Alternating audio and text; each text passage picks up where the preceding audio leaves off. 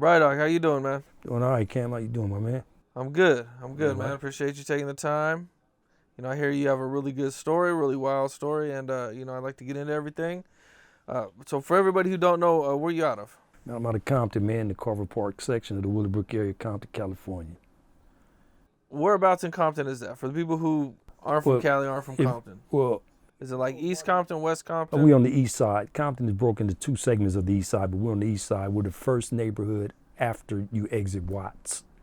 So our neighborhood is anybody's familiar with Los Angeles County, Martin Luther King Hospital sits directly in the center of my neighborhood. Okay. And what was it like for you growing up? And what year? What year did you get involved, mixed up in the streets? 76, 77. Okay. So you'd be like I'm 58. third generation? Second generation. Second generation. Second generation. Second generation. Okay. And what was Compton like for you during those times? Well, for me in 76, 77, Compton was just, hell, it was home. Compton was, we all knew each other. We knew everybody's mothers, I lived with my grandparents and my father, because my mother, she lived in Inglewood and it was now in Inglewood, Raymond, Crip hood. And so I would be between Inglewood and Compton, but primary Compton. It was just, everybody knew everybody. All the kids, we knew each other. We could sleep outside if we chose to. We had a swim pool in my yard. As a matter of fact, I lived on what's now Southside Compton Crip hood. I lived on Poinsettia for a while with my father, and we had the only swim pool on our street. And so everybody used to come to our house.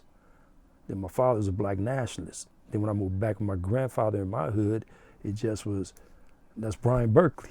Everybody knew everybody first and last name. I grew up in that area. So it was safe. And so your family was mixed up in the streets also? No. My father was a Muslim. My father's out of Compton. He led my high school to 3 CIF championships. My mother was a captain of the tennis team at Watts Jordan. She grew up in Watts. And actually, as far as street participants, I only had one uncle.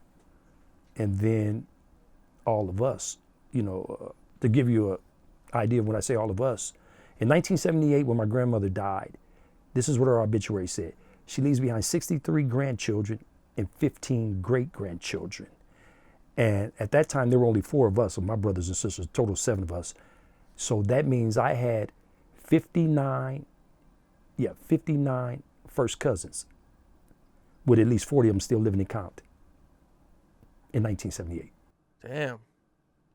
So were they all in your area from your hood? Because I know that like sometimes gangs will have like a big family presence. Okay, my dynamics of my family was, okay, my little brother's Big Oz from Westside Piru. My cousin is Sebo from Westside Piru. He started Deuce Line with a brother named Nob Johnson from Westside Piru. My cousin Jay Money's from Westside Piru. My cousins Eric Sam and Slap Gibson are from Westside Piru. My cousin Troy Elam's from Westside Piru, who was hooked up with Terry Carter, who unfortunately Suge Knight's incarcerated for killing. Then I have cousins that of the LA preacher fame, Reverend Bishop Ron Gibson. That's my first cousin. He's a front hood Compton Crip original. His cousin, his brother Chucky and I gang banged together all our lives, from kids up. I have cousins from Nellie Mel's neighborhood, Tyrone Crosby, Black T-Bone. I have cousins from Corner Pocket. I have cousins from Front Hood. I have cousins from Mona Park. I have cousins from Carver Park. I have cousins from Grape Street. And I can just keep going on. I got cousins from Inglewood family. I can just go, we'd be here all day, Cam. Man, okay. Families all over. But a lot of my cousins I didn't even know. To show you an example, which I'll get into later. One of my homeboys shot one of my cousins in the head at school, who was a Pyro. I didn't even know he was my cousin. I didn't go to school that day, I ditched. When I came home, my father was a big old man, former football player. Rolled me up, boom, boom, boom. I'm every bit of 120 pounds, 5'6". Like, well, dude, what you doing? Your cousin got shot in the head today at school and your homeboys did it. Who was my cousin? Had to ask my sister, who was the clown that got shot at school today? Turned out he's my cousin. Damn. So I have a very big family. But I'm Brian Berkeley, but we're on both sides of the fence in Compton as well as Los Angeles County. What was school like for you? Well, with me, because I lived in Compton and my mother's an educator. For over 35 years, she was an educator. And at a young age, my mother, basically, she was living in Inglewood Raymond Hood, and So I didn't want to live out there. So I was living with my father.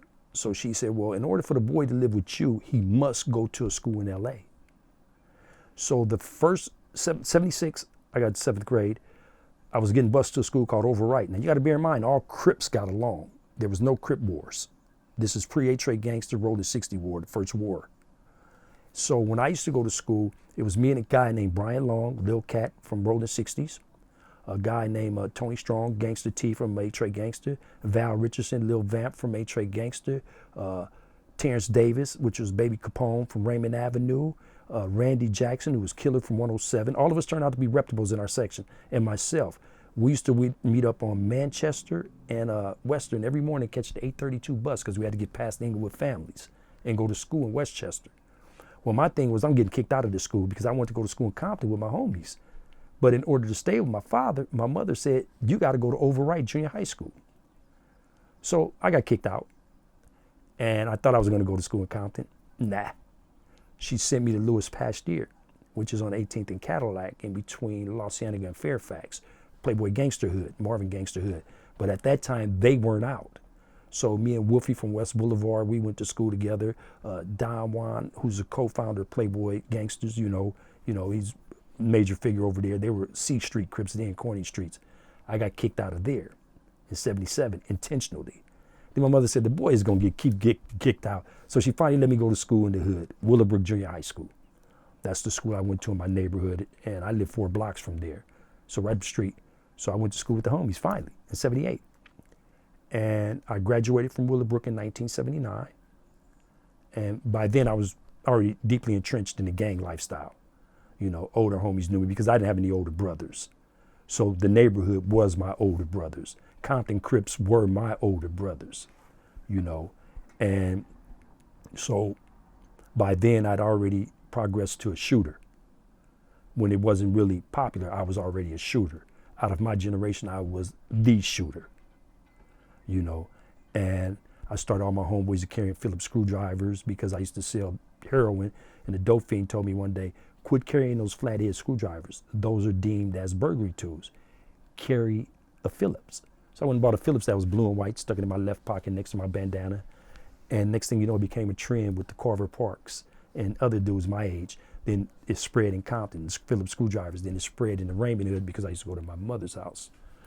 So I know I'm going a little fast for my story. I graduated from Willowbrook Junior High School in 1979. I subsequently went to Centennial. It was a half Crip, half blood school then.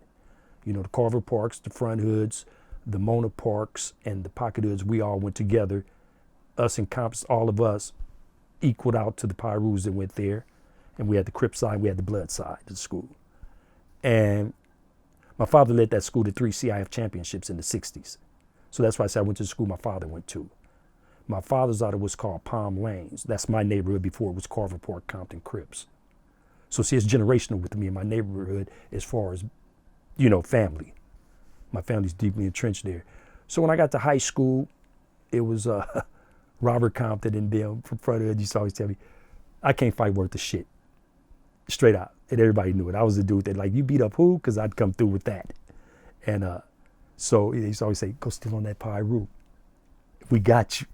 So I'd go, a Pyru, and they'd come over there, you know, what have not. I'll laugh at it now in retrospect. I wasn't scared to fight. I just couldn't fight. I was that big, man. You know, you hit me in the chest and you're going to knock me over into the wall. So one day, one of my homeboys said to the homies, I'm going to kill the first Pyru to come to the Crip side of the bathroom because where we had Centennial set up, this was the Crip side, that was the blood side. And that day I said, well, I'm ditching school. So he got some shells or whatever for 25 that he needed. And I come home and my father rolled me up. I'm like, what you doing, dude? I come to my grandfather's house, you know, your cousin got shot in the head today at school and the Carver Parks did it. The boy had a Carver Park on his Batman jacket. These were blue jackets we used to wear. Called them Batman jackets. And so I had to ask my sister, who's the dude that got shot at school today? What he tripping on? That was our cousin. Fortunately for the dude, he got shot right here. The bullet went in and it lodged right here, so it just paralyzed him. Because my homie stuck the gun to his head, shot him like that. Damn. You know, so my neighborhood is the oldest Crip neighborhood in Compton. My neighborhood, when you read Tookie's book, he talks about Undertaker, rest in peace, my homeboy Felton. He talks about Willie Herb, Glue Baby, rest in peace, Roy Tucker, Color Bar, and so on. And saying, these are the guys that raised me. Well, Marlon Black and Tex raised me, but Willie Herb and Felton raised me too, you know. And so my neighborhood is an old Compton Crip gang, the oldest, you know. You guys are the original Compton Crip gang?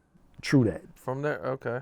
Carver Parks were the oldest, followed by the Grandies or what have not. But I want an equal playing field, but Carver Park was established before the Grandies were established because Carver Park had already been a neighborhood. We're right next to the Nixon Gardens. So we had to battle those dudes. When I was coming up, for every 10 Carver Parks, for every one Carver Park, it was 10 bounty hunters. But we held on to our turf, you know, because we were a tough gang. And I believe at one point you get arrested? Well, when I got kicked out of Centennial, I ended up going to Compton High. Me and Lil Sale from Corner Pocket, we were the first two catching the bus from our side to Compton High like that. And then I got kicked out of Compton High. Is Compton High a Crip school? Yeah, all Crip school, all Crip school. And back then it was too? Yeah, all of us got kicked out of Centennial as a result of my cousin getting shot in the head. They kicked all the Crips out. Oh, okay. They kicked all of it. They said they gave us an opportunity transfer. You could leave or we'll kick you out. So, because we had a big ass meeting that day in El Segundo Park, all the Compton Crips from our section. And no, take that back. We didn't. We had the next year when they killed Norm Gibbs. So anyway, I got kicked out of Centennial. I go to Compton High. And while at Compton High, I get kicked out of Compton High from fighting the security guard because he wanted a pair of dice. I used to like shoot dice. Fuck you. Tried to take off. I took off. Body slammed me, kicked me out. And I went to Clyde McDonald. And at Clyde McDonald, that was a continuation for the heavyweight Compton Crips, like Gangster, Frederick Staves from Santana went there. Squeak from Larry Foster from Six Hood Compton Crip went there. Squeak from Front Hood went there. Punchy from Southside went there. Hub from Compton in Hood. Flim from Compton in Hood. Don Juan from Ducky Hood, so forth. All the generation, second generation, the who's who of Compton Crips went to Clyde McDonald continuation. If you wasn't cut like that, you wasn't coming to that school. So from there, a murder occurred in our section, and I had to do it moving. And young me thinking I'll go to Inglewood and I'm away from, you know. And so I'm in Inglewood, but I know all the Raymond Crips because that's another story. And I just said real quickly, the Raymond Crips like Tony Avery, like Tony Oliver, like Negbone Mawala, who started the Tonga Crip gang. I remember when he first came, my mother lived in Inglewood on 103rd in between Larch and Freeman.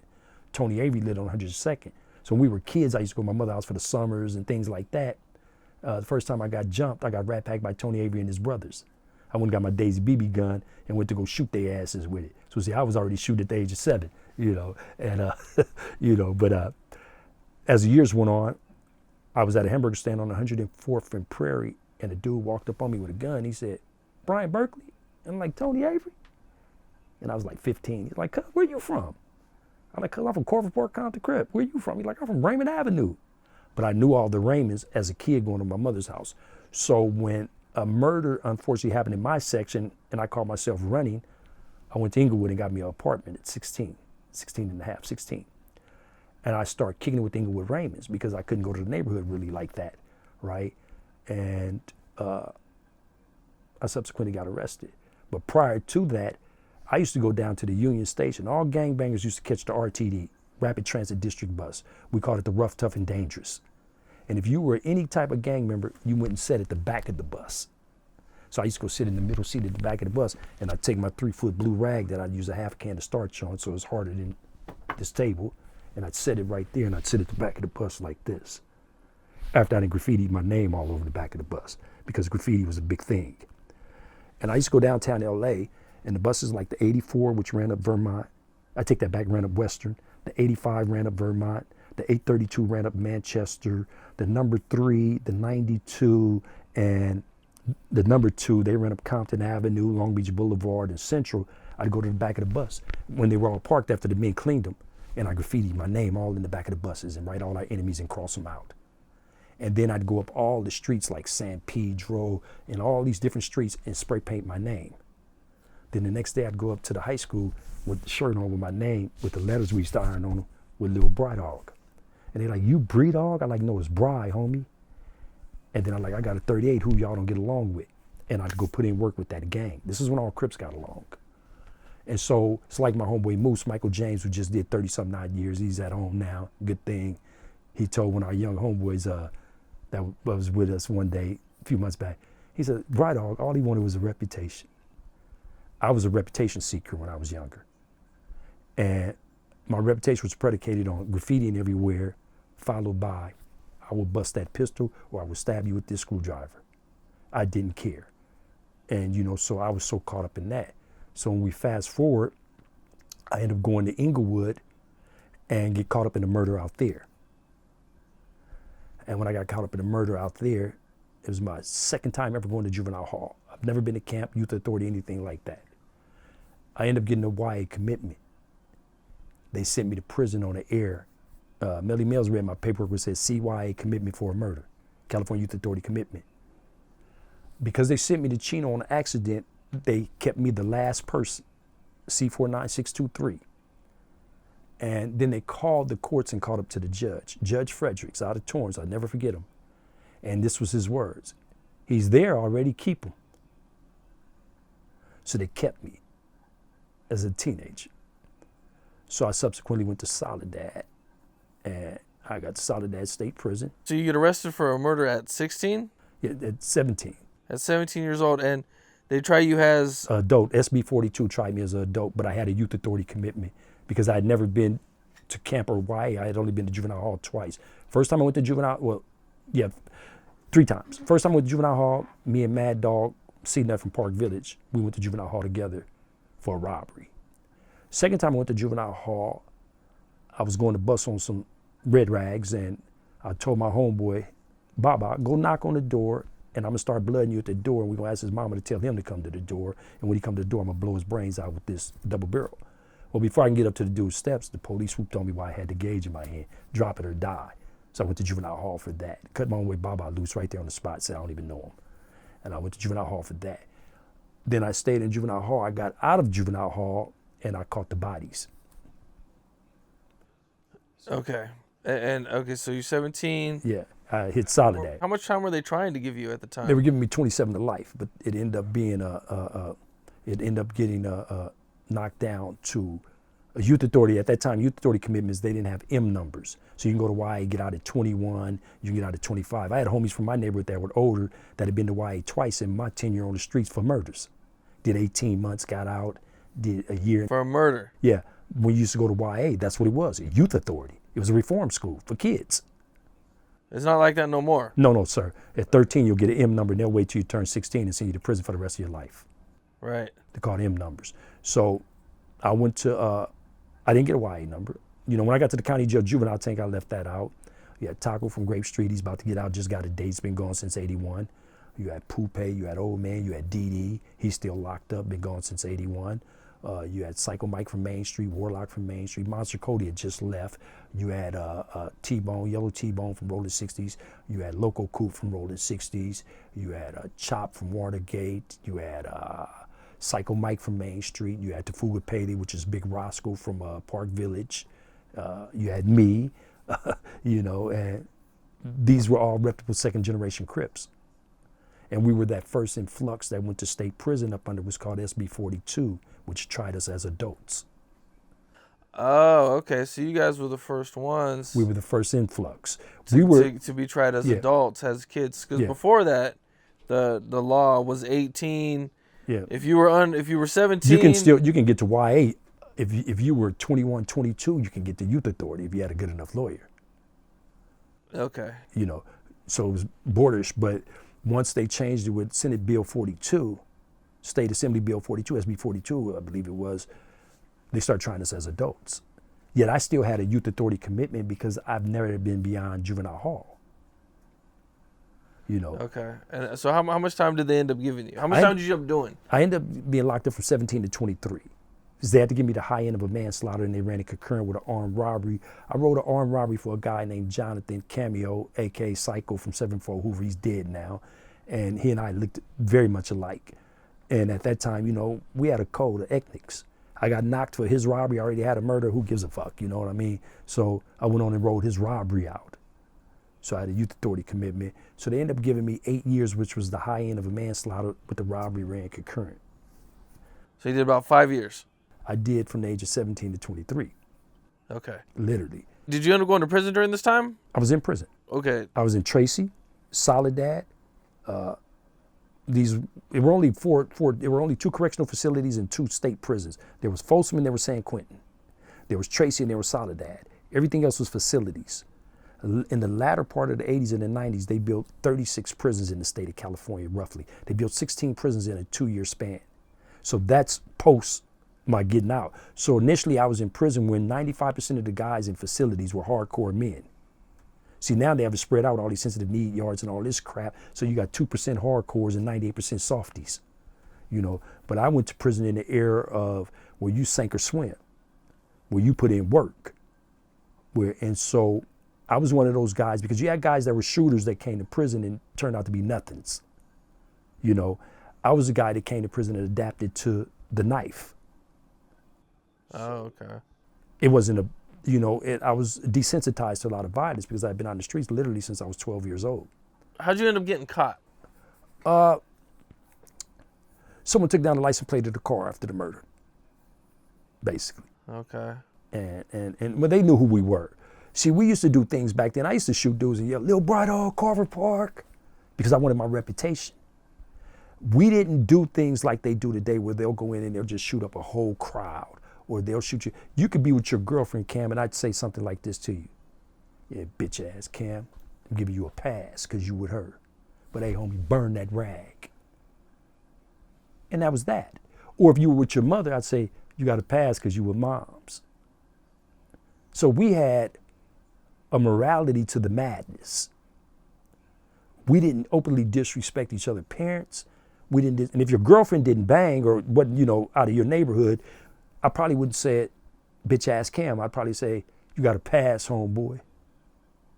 And that would be that. So it was a difference.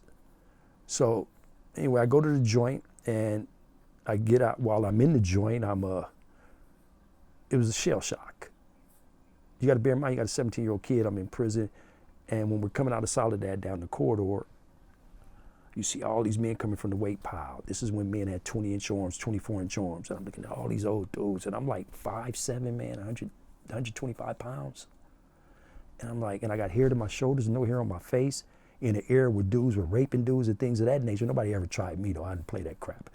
I didn't, but, so I'm looking at these men and I'm intimidated, I'm spooked inside. I'm like, everyone looks old enough to be my father. And the corridor is filled up with hundreds of men, they walking. This is when they called touch hogs then. They were actually hogs. This is when dudes took showers with their shirts on because they didn't want people to see their yokes, right? So I'm looking, and I'm like, wow, look at all these men. Then the alarm goes off. I don't know what that is. Cops are running everywhere. Dude had just got stabbed up. So I make it to the block. I'm in prison now. And about a week later, I'm visiting some Crips, and dude get killed. He's already dead, but they put him in the sheet and stab him like 40 more times while they laughing, and they throw him over the 3rd tier, and he hits the table. And the CO, she starts screaming at the top of her lung, and Chops and Hoover D and Tootie from 111 told me, "Little dog, get the fuck up out of here." And I bounced out the wing. That was my first murder I seen in prison. Then I came up to bat, as they say. They told me to hit my first guy I hit. I asked him, I said, "Where I'm gonna go?" And the homies kept like, "What the fuck you mean where you gonna go?" They didn't understand what I was trying to understand. Okay, I'm gonna go stab this dude, but where am I supposed to go afterwards? They didn't understand what I meant. So I go in there and I hit the dude, and I keep hitting the dude, and I keep hitting the dude, and I keep hitting the dude, and this Northaniel's there, and they like, "Hey, Holmes," they locked the door. The dude is going up under the benches, and I'm jumping on this side, and the homies are looking at me, the older homies like, "What the fuck's wrong with you?" So the Northaniel's like, "Hey, Holmes," the dude then crawled up under the TV. I'm trying to get him up under the TV, and the Northaniel's like, "Man, get up out of here, Holmes. We're gonna get the cop to open the door." So this cop named Gonzalez, I'll never forget him. And he opens the door, And they say, hey, he got to go out, man. He got to piss. So the cop let me out. Dude is up under the TV, leaked out, right? I hit him like 30 times. And the homie's like, what the fuck's wrong with you? I said, man, I asked y'all where I was supposed to go. These are all older homies. And after that, they was like, we like your little crazy ass. So I started meeting the first generation Crips. James Miller, who started Harlem Godfathers, you know, upon a agreement with Big Took. BJ is what they called him. I sat at the table with him every day. Freddie Mingle, who's original East Side Crip. JJ from the Grandies. Half Pint from the Grandies was Bitter Dog Bruno, older brother, I believe. And so the older homies from the first generation gaffled me. Then James Miller, Big J Dog from Santana Block, rest in peace, Jonesy, Doss from West Boulevard, they started telling me, you're going to go to school and you're going to get your high school diploma. So I was class of 82 and I got my diploma in Soledad and my GED, both. And Big Von from, he has a big homie's nonprofit and clothing line, Big Von Andrews from Venice Shoreline, took me under the wing, that was my celly. And Bay Rob from Santana Block took me under the wing, Robert Franklin. And I subsequently left Soledad. They turned CIM East into a regular joint. All of us went down there from Tracy, Folsom, Soledad, Quentin. I still had a lot of rah-rah in me and I didn't like it. So I left there and I went to CRC and I told Bubba, Willie Majors, rest in peace, from 6 Deuce East Coast, and a bunch of other cats, I'm gonna take y'all to Tracy. It's Gladiator School up there, it's on and popping. And I created one of the biggest rides in the history of CRC. Me and Johnny Boy and Pop Harris from Raymond Avenue, Johnny Boy from Roller 60s, and myself, we took off on some cats in CRC and created the biggest ride in the history of that joint. I'm the reason why they fenced it all the way off now as it is, in different segments. And we ended up going to Gladiator School. And who did I run into? Randy Jackson, Killer from 107 Hoover. Brian Long, Lil Cat from West Side Road in the 60s. And all of us went to school together in 76, 77 and started off cripping together. And we all did end up Tracy together. And I left Tracy and went to Tehachapi, then I went home. But when I was in Tracy, Turtle, rest in peace, from Santana, kept telling me, when you come home, man, I got you and Lil Wayne Stewart from Front Hood. And he was telling me all these stories. I didn't know about crack. When I left the streets, there was no crack. And so when I came home, I tried to get a job. Didn't work. Check the box. I got a murder and a robbery conviction. They ain't giving me no job. So one day, Turtle sent one of my homeboys, I always say, a Santana Block out of Carver Park to kidnap me and brought me up to Turtle shop. And you got kidnapped? That's what I call it.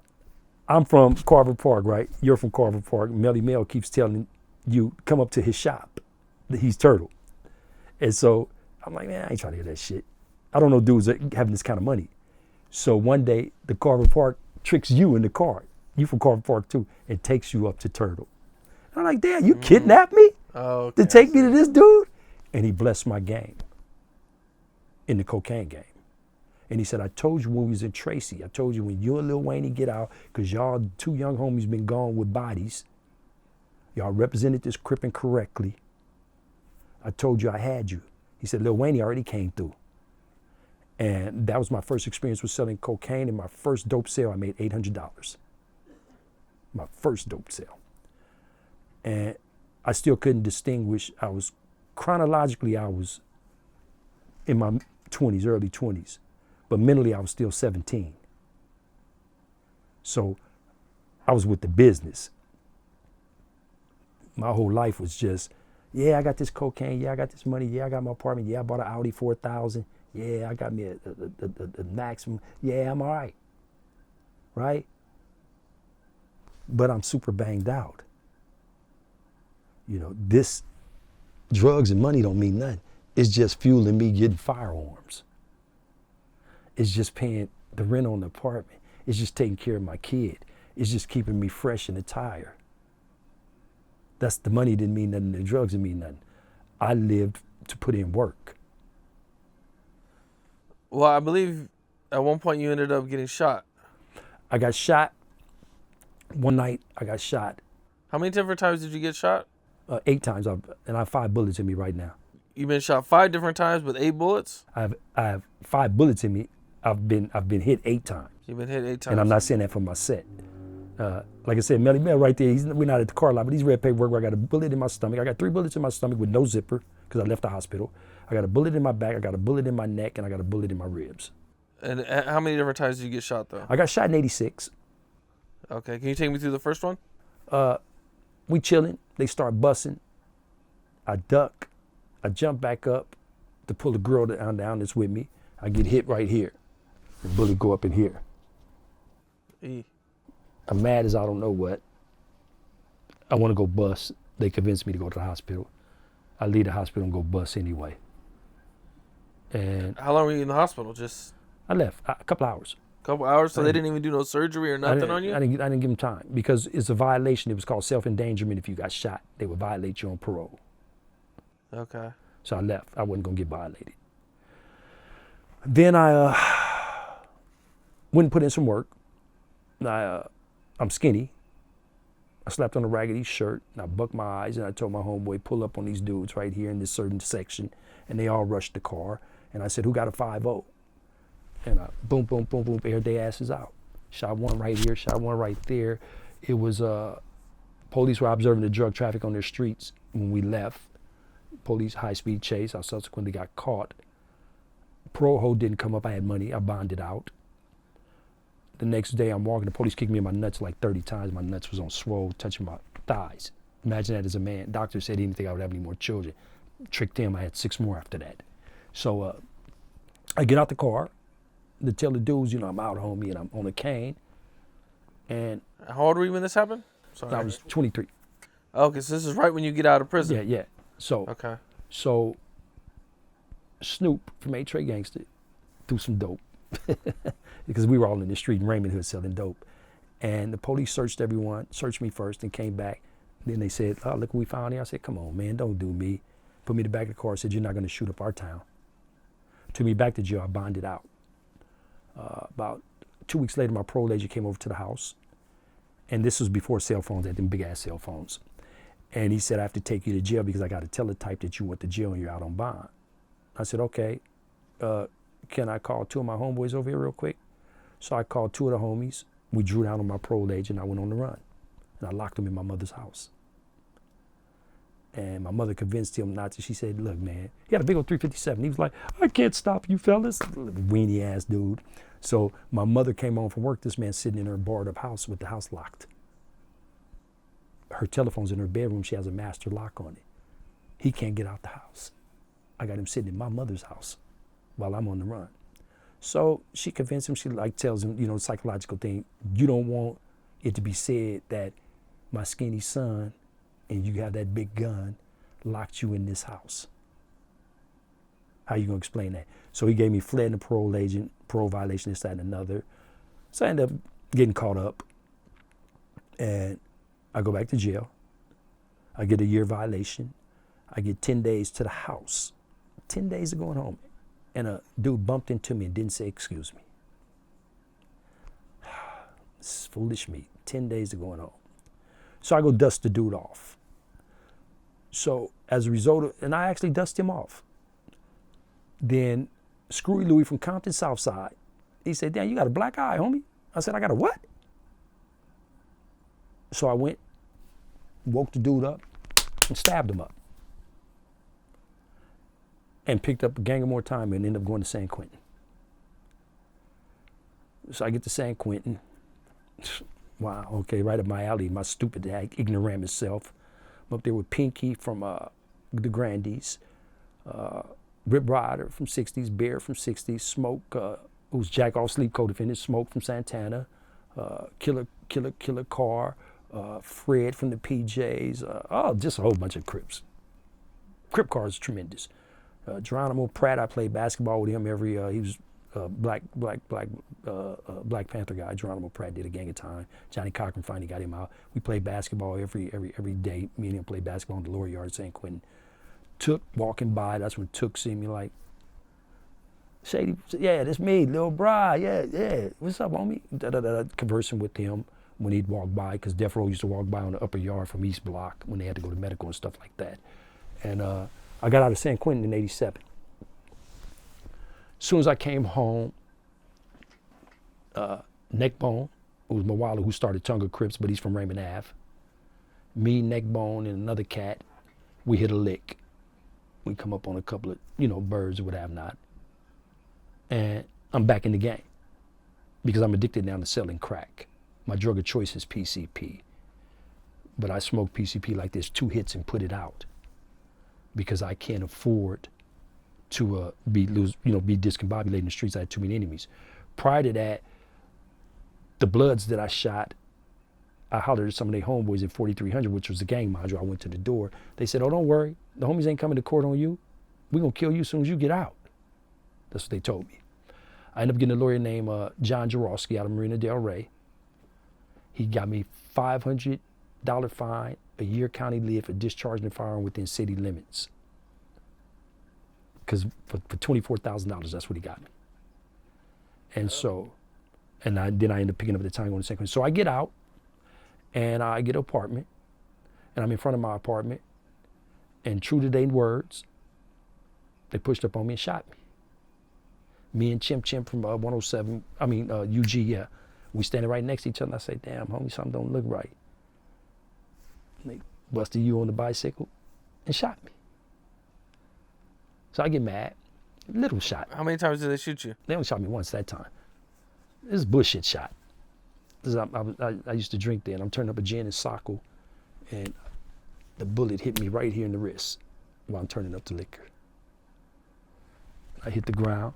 I go in the house. I grab some long snipes. I pull the bullet out, wrap my arm up. I go sit in the bushes on Big Chris from Crenshaw Mafia, Anthony Porter from Inglewood Family, and another dude, and I'm listening to him talk. And then I jumped out. And because I knew them, I told Big Chris and I told Anthony Porter, I said, "You see this shit? That powder blue motherfucking car, when the motherfuckers come through, if they shoot me again, the same way I've been sitting in these bushes, I'm gonna sit in these bushes and air y'all asses out." It's the first time I ever heard the word biggerette. Big Chris is so nervous from Crenshaw Mafia. Everybody got a 4.4 Magnum. That if you two are sitting there and I'm just sitting in the bushes for about 15 minutes listening to y'all talk, and then I pop out on you. And my arm is wrapped up, but it's bleeding. And I'm telling you, "See this shit?" So Big Chris, he's nervous. He said, "Can I get a biggerette?" And I never heard that word. And I'm like, the fuck is he talking about? Because me and Anthony Porter are cool. And he said he wanted a cigarette. I said, "Motherfucker," because he's a tall dude, about 6'5". I said, "Learn how to speak English." And I give him a cab. And I leave. So that was '87. Then what did I go back to prison for in '87? Access to a firearm. Yeah, access to a firearm. So I go back in '87 and I open up Corcoran State Prison. I get to Corcoran. It's rocking and rolling gladiator school. Don Juan, who's a original Santana as well as a Panez boy, guy I looked up to when I was coming up. Don Juan was a hitter and a money getter out there. In Corcoran, he tell me, "Keep your ass in the house." And the homie said, "We're gonna scratch you if you come out after dinner," which means they just hit me in the neck lightly because they wanted me to go home. And they knew I was full-fledged with everything.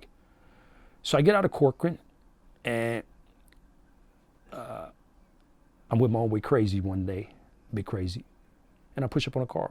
Dude shoot me in the stomach. I come out. He shoot me again. I shoot him back. He shoot me again. I shoot him back. Turn around, he dropped me, shoot me again. But I shoulder shot him. So I'll tell my own way crazy, help me, cuz I'm hit bad. So how many times did you get hit this time? 4? 4, but I thought it was just 3. Okay. So he picks me up, and this is how fucked up I was then. I didn't know nothing about forensics and DNA. I got a mouthful of shells. So I start reloading the gun while he's carrying me. So Tuku from 11 East Coast running up the street. And he like, "Cuz, what's all that shooting?" Crazy, like, Bright Dog, he got shot up, cuz, and it's a... And I subsequently stayed in county jail 27 months for that. And so I'm fucked up. I go to the hospital and I'm on a gurney and I call my mother and she said, I know you just got shot again. She said, I had a dream. So I look over at the doctor, I said, do I got internal bleeding? He says, no. Now I just got violated for getting shot in 87, by the way, for living above my means because I had $4,500 in my pocket and self-endangerment for getting shot. So when I asked the doctor, do I got internal bleeding? He said, no. I crawled off the gurney and crawled out of the hospital and called my baby mama, come get me. And she came and got me. And I had an apartment in Downey at that time. And so I self-medicated PCP.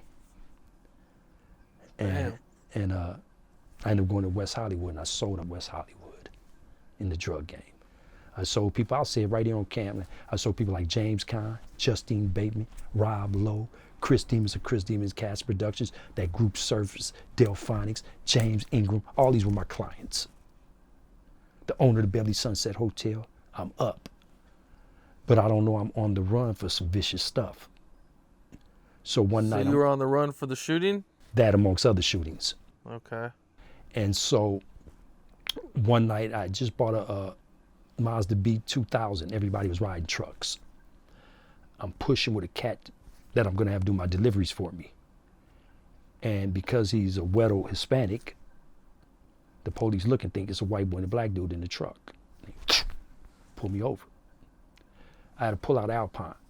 So they try to say, oh, you stealing radios. I'm like, what the fuck are you talking about? This pull out, shut up. They run my name. I don't know I'm on the run. Next thing I know is like 15 police cars got us surrounded. And I go to jail. They said I was stealing radios to hold me there. Next thing I know, detectives come and they want to talk to me about all this madness. So like, I don't talk to y'all. So I end up staying in the county. I go to the gang module. I do this, that, and another. I beat the heavy shit. And I pick up a damn dope case. Real quick, what are the gang modules like at this time?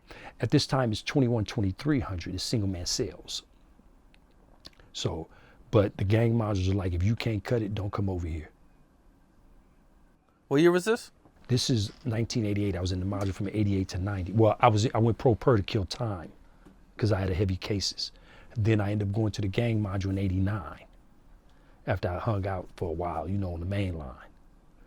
So the gang module was, if you wasn't made for this, don't come over here. Because we're like barracudas. If you ain't made for this, we gonna turn on you. Now, did they still have the Crips and Bloods separated at the time? I haven't been in Los Angeles County Jail since 2004. I caught the Fed case in 03, but I had cases in the state that I had to go deal with in the county. So I can't tell you that. I just know all of us, like a lot of Comptons, we went on the 2000 floor. Okay, so I meant back then. So I'm in the module. I got like 22 homeboys in there and everybody got a murder. We were on that at that time. The Carver Parks were on again. We always turned up. And I ended up going to the pen just for 7 months. That's all they gave you for? No, I was fighting. I beat shit in jury trial and things of that nature, right? So okay. I was exonerated. So you beat quite a few cases. I've beaten 4 murders. You've beaten 4 murders. And okay. I have 2 murder convictions. 2 murder convictions, and you've beaten 4 of them. Yeah. So I get out, and as soon as I get out, I'm back up. I took a bunch of cars on Dayton's to get up. That was the simplest way for me to do it. Where you from? I don't bang. All right, get your bitch ass out. I take the car over to the 60s and sell it. I take the car over to the Raymonds and sell it. Like, hey, cuz, you want this car? Okay, these Dayton's cost $2,000. Give me $1,000 for them. This beat cost. And so that first week I made like $15,000 taking cars. I was a carjacker. And then I went and bought a gang of work. And so I got a spot in the hood. We got an old video of that, the Carver Park spot on 118th, and that's where they got me on there, you know. And I get shot in front of the spot. So the homies was like, damn, cuz, you get shot every time you get out. You ain't even out a month, and they always shooting your ass. So I get shot, my leg is broken 3 places. I end up going out to Ontario where the gang got homies out there selling dope to recuperate. A guy subsequently get gunned down, and I go to jail for it. I ended up beating the case because by the time he recuperated, And fortunately, I don't know how he lived. He got shot 5 times in the chest.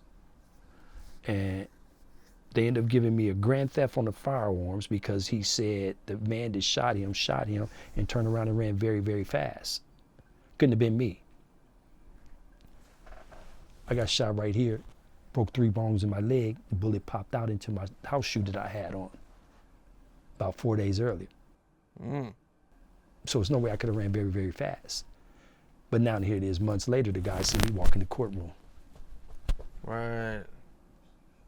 So I didn't have any money then, so the lawyer tried to get me to take 12 years, so I tried to stab my lawyer.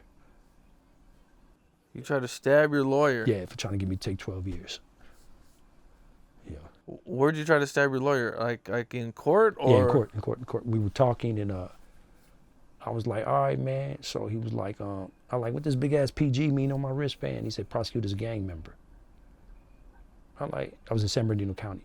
And I'm like, all right, well, what's up, man? I said, man, look, man, I got shot, man. This dude, I'm trying to get defense.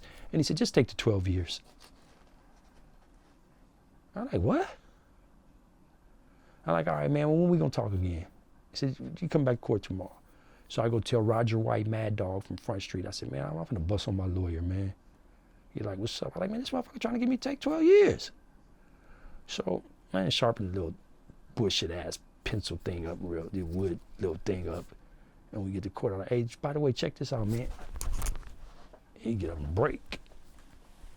He come back correct. They'll give you 2 years for grand theft on the firearms. They're worth more than $1,200, the 2 guns that they recovered that weren't the guns used for the shooting. I used to carry 3 or 4 guns on me. And so I take the 2 years, I go to New Folsom. They send me to B facility where all these dudes are up under paperwork. I'm like, hold up, dude, what the fuck I'm here for? I'm not up under no paperwork. Like, whoa. So they get me up out of there. And I'm still in Folsom, and I parole from Folsom, and the LA riots jump off. And I'm doing my thing, and I'm back in the dope game. And, I'm just doing my thing. And I go to Palmdale, I end up sewing up Palmdale, all the east side of Palmdale, literally. I put like 7 dope spots up there. But I'm buck wild, I'm still gangbanging. But now I start meeting all these Pacoima Pyrus and Pasadena, Denver lanes. So I made the transition from gangbanger to gang member. Because when you have 4 children's mothers, if you're a blood and I'm a Crip and you want to come buy 9 ounces or 4.5 ounces, I'm supposed to say no because you're a blood when I got 4 baby mamas? Fuck you. I don't give a fuck about that shit no more. I am who I am, but yeah, here. So I start selling drugs in Palmdale, and I'm going back and forth out of town, and one of my guys get killed while I'm out of town. So I come back to put in work and to bury him.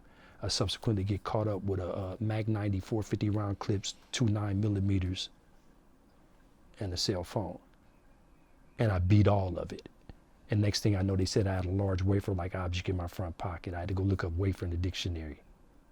They gave me a dope charge. In the air, 3 strikes. So I'm like, what the fuck? And I've already got 2 strikes.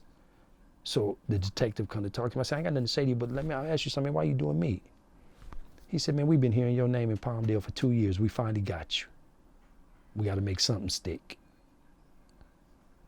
So I went back to prison. I got out in 2000. I got out September 16th. I went through all the rock and roll joints, Ironwood, all that shit, all the putting in the work and all the crap. And I got out September 16th, and my daughter got killed October 25th, my 12-year-old daughter. Your 12-year-old daughter was killed? Yeah, she got killed, so I went on one. How'd she get killed, if you don't mind me asking? Got caught up and some dudes ran her over, when she was walking to school. She wasn't caught, but a guy ran her over. So I went on one for Was it an accident or on purpose? It was supposed to be an accident. So wow. I went on one. I drew down on the mortuary, watching reconstruct my child body. I dressed her and all that. Then I buried her. I buried her. And I was only out a couple of weeks, 6 weeks. So I went on one. And the new homies got to know me because they like the homie out here on one. And I just went on one. Sherm every day and busting that pistol every day. I didn't care about money. All I cared about was busting that pistol and smoking Sherm. So I subsequently did a violation for access to a firearm. And I got my mind together and I came home and I blew back up.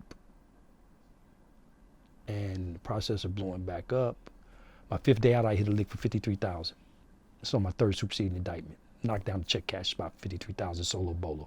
But I had a guy named Anthony Lexus King, AKA AWOL from Atlantic Drive, Compton, Crip, who took care of me on a parole violation and did a lot of things with me in life, robberies. And I told him about it. So we subsequently caught a bank robbery and he told on me on that. That was my 3rd superseding indictment. So I got caught up on the bank robbery on a fluke. Bank robbery, everything was smooth. An off-duty cop who never stopped at a yellow light stopped and went like this. That's in the police report. And he said, that doesn't look right. So he called in and said, anything going on in this area? They said, yeah, silent alarm just went off. And he followed them to my home. Followed you to your home? Yeah. And next thing you know, we was on the news for 5 hours with the feds and everybody else. And the FBI had my arms surrounded. And I got locked up. And that was in 2003. I didn't see the streets again until I went to the halfway house in June 2020. And in between that time, I learned a lot of different things. I went to USP, Terre Haute, where there's a regular joint, because it's a dropout pedophile spot now. It's in Indiana. I initially went there first. Then I went to Victorville, USP, where everybody was petrified to go there. When I was there, it was like an average of a murder a month. You know. I stayed in Victorville from 2008 to 2016. Then I tried to get to Atlanta, where my boy Don Juan from Santana was at. He told me to come to Atlanta. They ended up sending me to Talladega. My cellie stole from me, so I butchered him and for stealing from me. And he was a rat. I found out he was a rat, so I really butchered him. I went from there to Pollock in Louisiana. They told me they didn't want me there, so they kicked me out. Then they sent me to Bloody Beaumont. Get to Bloody Beaumont. I didn't want to stay there, so I was going to go blast somebody just to leave. But my homeboy told me about something at Leavenworth, so I went to Leavenworth. Left Leavenworth, went back to Bloody Beaumont, and then I went to the halfway house. So how many years did you do this time? I did 18 years straight. 18 years straight. I've had the ankle bracelet off me since July of last year. Okay, so you just recently got out? Yeah. What year did you get out? 2020, I went to the halfway house. 2020, okay. But the ankle bracelet came off July 2021. Okay. I did 6 months in the halfway house. I got a job for the first time in my life. Separating shit, feces at a waste management plant. While I was incarcerated, I got a degree in the business. I got another degree in business. Humanities. I got another degree in American Studies, and I have a degree in social and behavior science. My last 10 years, I stacked my bread because I knew my truth. I wasn't coming home engaging in criminal conduct. While I was in the feds, I did my share of butchering. And I checked anybody that thought they couldn't get checked, and let them know this is California. When I was out of the state of California, I ran the Crip cars with an iron fist. You know, no homosexuality, no drug usage, must work out, and you don't owe nobody. Or I'm not sending nobody to get you, I'm coming to get you, and I don't know how to fight. That was my rules. You know, and no one got injured on my watch. Everybody prospered on my watch. And this is when I was in Pollock for the hot second, when I was in Talladega, when I was in Bloody Beaumont, and when I was in Leavenworth. But I had homies I co-ran the car with because I felt it should be a democracy with older homies. So I go to the halfway house, get a job, then I get another job. I'm coming from work one night, the first time I got shot at. I got a knapsack on and a hoodie, and I'm walking from where I got my car parked, and a kid pushed up on me on a bicycle and give it to me, but he missed. Then on another day, I'm coming out and I see a car. I'm going in my car and I see a car with the windows down. I say, something don't look right. Dudes start shooting and the dudes start shooting across the street, and I'm in the middle of this crap. I'm like, wow. Then I catch COVID. When I catch COVID, I tell them, man, y'all gonna let me get up out of here. I'm at 10 Carlos and my homies come up here. Y'all not gonna kill me in here. I go to my father's house. Then I give him my place. And to take the ankle bracelet off. But prior to all that, I studied social media marketing when I was in the joint. And I used to go to dudes that were in there that ran companies, and I used to ask them about their companies. I don't know about your crime. Teach me about business. So I started fine-tuning myself in the joint. So when I got out, I jumped on social media and made a few videos, what have not. You know, I got Urban Realness, aka Urban Real now, which is my channel I'm launching. And United Streets of America, another channel I was partnered with, and partnered with Melly Mel on Compton Ready. So I start making little waves. I got into it with the dude, Wack100. I didn't get into it really. I just basically verbally said some things to that guy because I didn't like the way he was tearing down young dudes constantly. So I toured to him, told him my full name, which I'll say to y'all, Brian Darnell Berkeley Sr., aka OG Bry Dog, aka Bry D, which I prefer to go by, aka Bones Low, C49623. 282081112 is my federal number. Open book, Freedom of Information Act, anything about me. Westlaw, Fine Law, Nexus, Lexus, anything you want to know about me. Never made a statement, never ratted, never nothing. Walk down 18 flat. That's me. And that's what I told that guy. As far as gangbanging, my history is immaculate. I was a Crip's Crip. Been from my neighborhood over 40 years. You know, I don't subscribe to that lifestyle no more. I don't glorify it, but I'm just saying that's my pedigree. So I get into it with the cat. There's nothing he could say to get back at me, to be honest. I believe he accused you of being a blood. This is the new thing now. And so when I got at him and I ridiculed him, told him the only thing you could have did for me in that world was hold my pistol while I shot dice. You'll never be in my league. You never were in my league. You know, I went on him in a litany of words because I didn't like what he was doing. So the guy subsequently called me on the telephone and tell me, you have to understand social media, this, that, and another, and all this old crap, and that I can open up doors for you. I can get green lighted. I can come on your club and clubhouse. I can get you these views. I don't need you. I don't need your money. I don't need nothing from you, player. I don't need nothing from nobody, right? So now I left it alone. I have no beef with him. I understand social media. I understand how people took sound bites and things of that nature, you know, and they'll take things, you know, and put it on this. So I get a phone call yesterday that tells me, did you see this shit? And I'm like, what? And it says, OG Bry Dog, Compton Crip, was a blood before he turned Carver Park. I'm like, so I called my homie. I said, hey, cuz, I was a blood. Right? We both started laughing. They like, weird. You know? So just as I went with you, Killer from 107 Hoover, Randy Jackson, Lil Cat from Rolling 60s, Brian Long, Terrence Davis, Baby Capone from Raymond Avenue Crip, and so on, what I went to earlier. I roll called my whole timeline of cripping.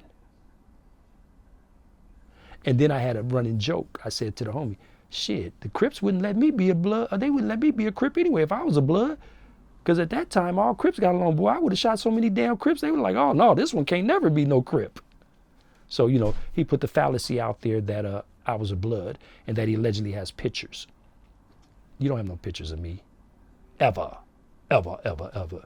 What I think happened is because I come from such a large family and we're Berkeleys, someone probably slid up on him and said, man, I got pictures of such and such Berkeley. He was a blood.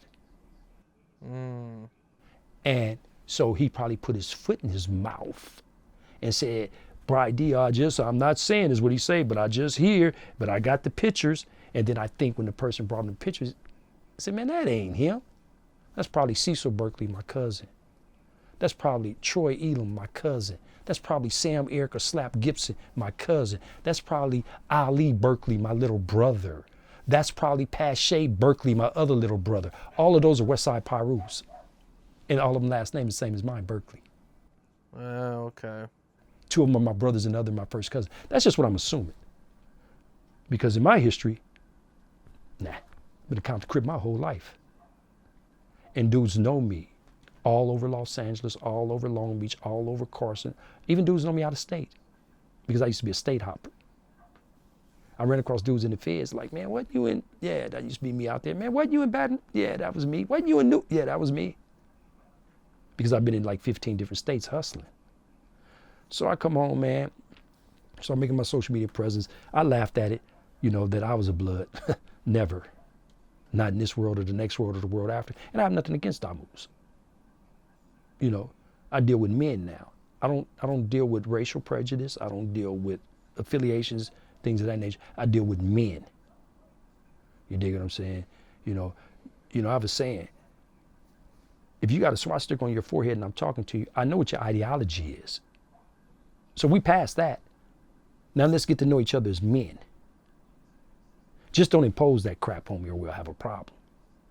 But that's your right. So the cat said that I used to be a blood. I haven't heard anything from it since. And me and Melly Mel, the Hood Postman, we did a piece last night and we were a timeline. And it's not to prove or explain myself to anyone. It's to show the dudes on the East Coast and down south that this dude is not the voice of the West and you can't believe crap that come out of his mouth. He's just a loudmouth, short man complex with a Napoleon complex dude. At his age, everything is on Pyru. You've not once heard me say cuz in this interview. Or that's on Carver Park, or that's on Compton Crip. Men our ages don't do that. We're past that. Because of the things we've been through, we deal with men.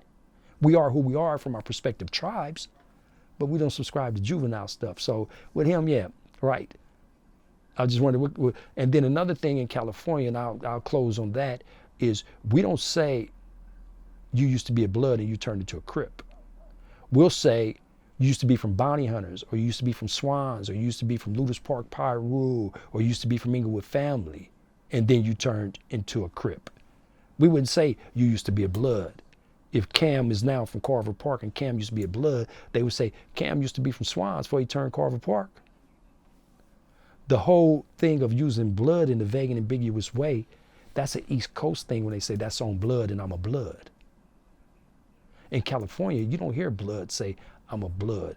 In California, blood will say, I'm a bounty hunter blood, or I'm a brim blood, or I'm a swan. You identify your prospective tribe.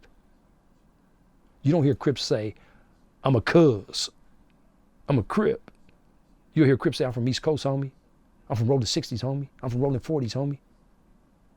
That's how, and you should know that as an interviewer.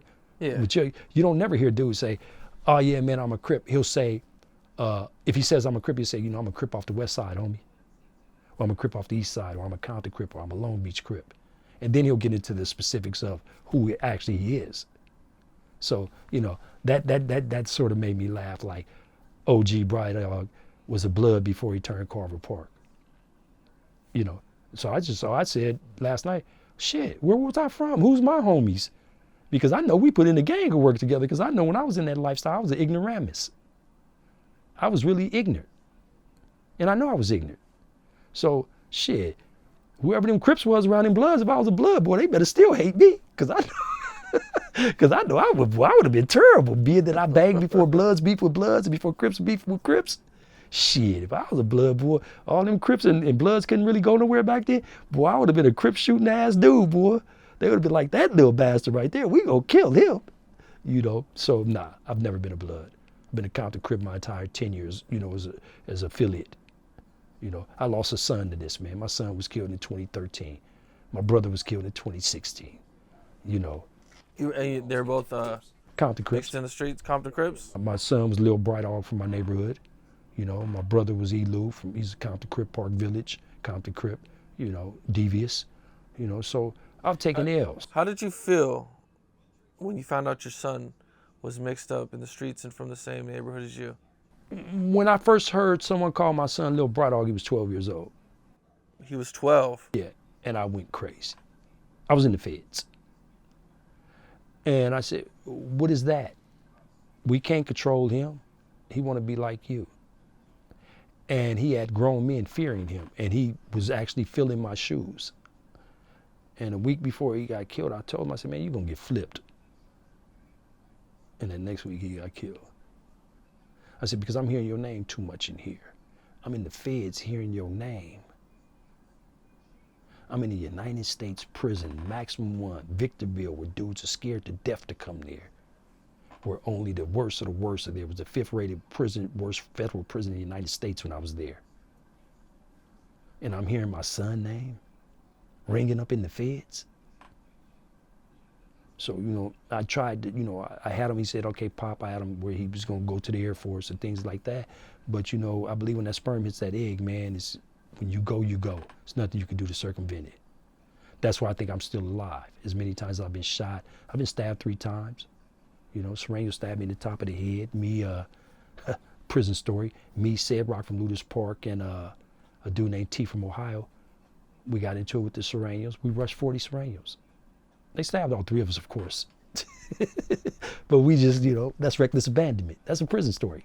Out of my mind. You know what I mean? Who rushes 40 people? You know? Yeah. Yeah. Shout out to you, Sid Rock from Ludus Park. Yeah, Shay got stabbed right here, I believe. T got stabbed right here, and they stabbed me in the top of the head right here. It was 2 inches deep, 1 inch long. Damn. Yeah.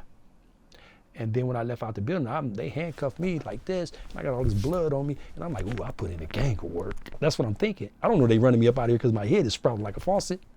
You didn't even know you were stabbed. Nah, because you get so caught up in the warfare that you just, it's reckless abandonment. So when I left out the building, they slapped me on the gurney. I'm like, what the fuck y'all doing? Tone from Mona Park and Chad from Spooktown, Compton, Crip are looking. They immediately take off. Shout out to Tone, shout out to Chad. When they see me come out of there stabbed. So, you know, that's homeism. That's just a prison story, you know. You know. How did you feel when you found out that your son was killed? How did I feel? I felt like, because he's a twin, I had to be there for his twin.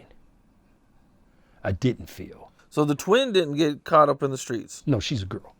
Oh, okay. He's a boy. So I didn't feel.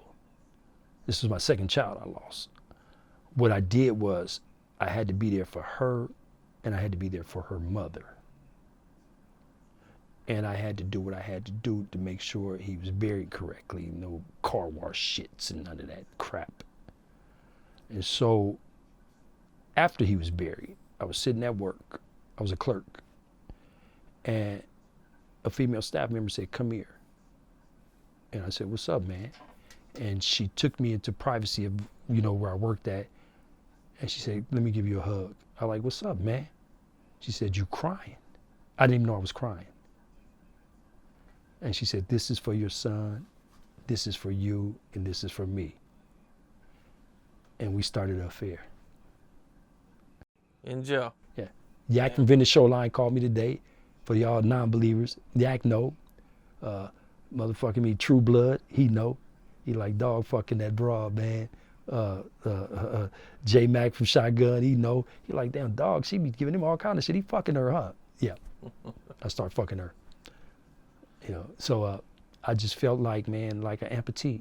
You always have that limb missing, but you'll never have it again, so you know the feeling of it. Me and this son, we emailed each other every day, because you can email in the feds. Every day I gave him a word that he had to use. His last 3 words were tenacious, recalcitrant, and resilient. His last word that I gave him was recalcitrant. And every day he had to send me the word back in the correct sentence structure. And that was his last email he sent me was the word recalcitrant, which means refuse to submit.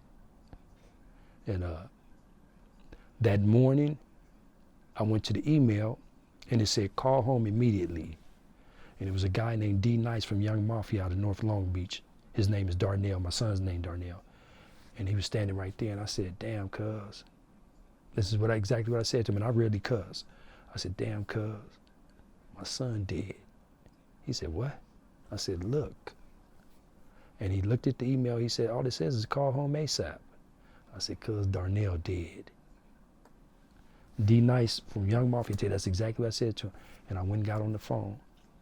And my nephew said, man, D got killed last night. I just knew. Damn. You know? And so, you know, I had to be there for his twin. She didn't cry till everything was said and done. He was in the ground. Then she cried with me, you know, via telephone.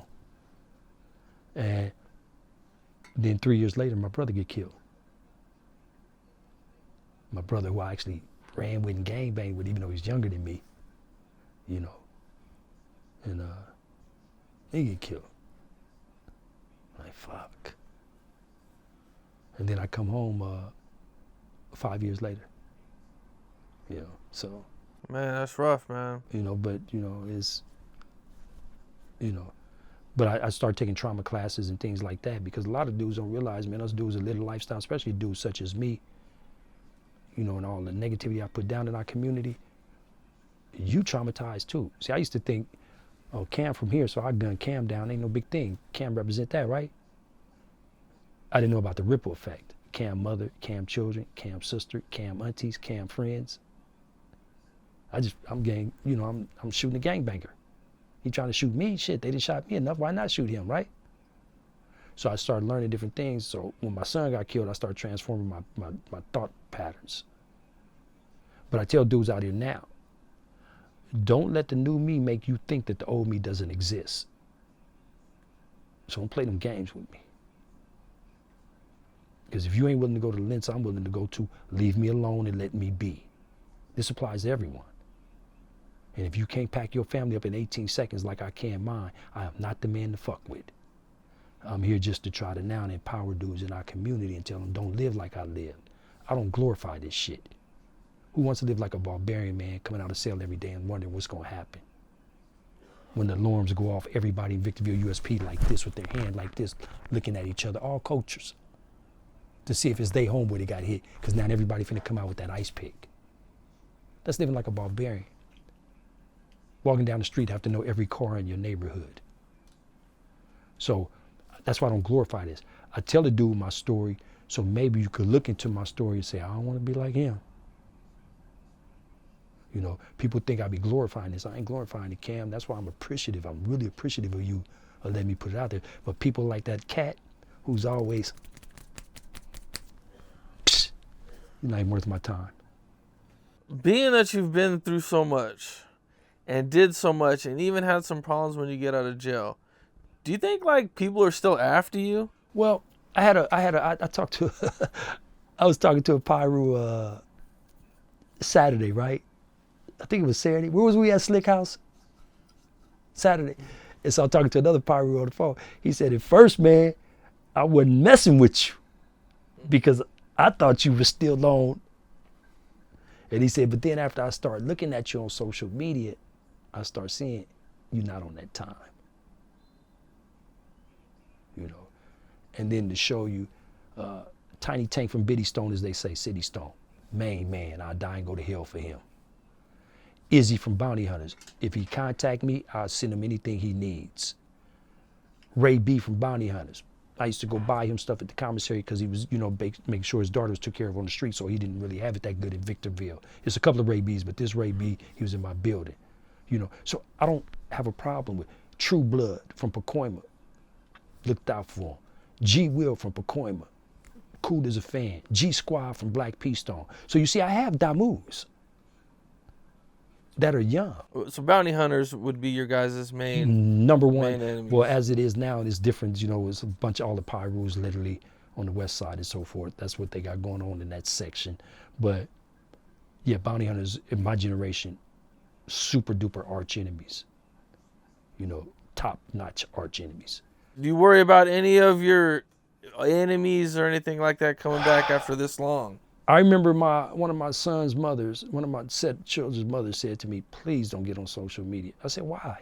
She said, I don't want some woman saying that's the man that whoop-de-whoop to your father, to some little boy who's grown up now. And I had to explain to her my theological belief. When that sperm hits that egg, you are leaving this world when you leave it, and there's nothing you can do to stop it, whether it's a brain aneurysm, a bullet, a knife, a lightning bolt, you're gonna leave. So I don't dwell on that. I dwell on, if Cam got a son that decides he wants to gangbang, and he heard me speak and decided he didn't want to gangbang, did my job. That's what I dwell on. I don't fear death. In my head, death is like waking up from the dream of life. What's next? See, that's why I never had any problems with different little things in prison and in the streets, because I already knew in my head, you know you can get it. So I was already ahead of you. Because subconsciously I already said to myself, you know you could die today. You know you can get it. And all my children's mother tell you the same thing. Even if we argue, I don't hit women, but even if we had dragged down arguments, give me a kiss before I leave, because this may be the last time you see me. Next time you see me, I might have my ass toted up in a casket to tell everybody kiss my ass when they walk by. You know, so I don't have a fear of that, man. I feel like I have a mission or I wouldn't be alive. And I gotta equate the negativity I put down in my community, man. So that's that, man. And that's how I'm gonna close the door. Urban Realness, aka Urban Real, my new channel. I appreciate you. The Gangbangers Life Coach, Lil Crazo from Raymond Ave, Melly Mel the Hood Postman. These are the guys I line myself up with. You know, United Streets of America, BAM the OG Perspective. You know, Crip Sag, you know, the Crip. These are all the dudes that I support.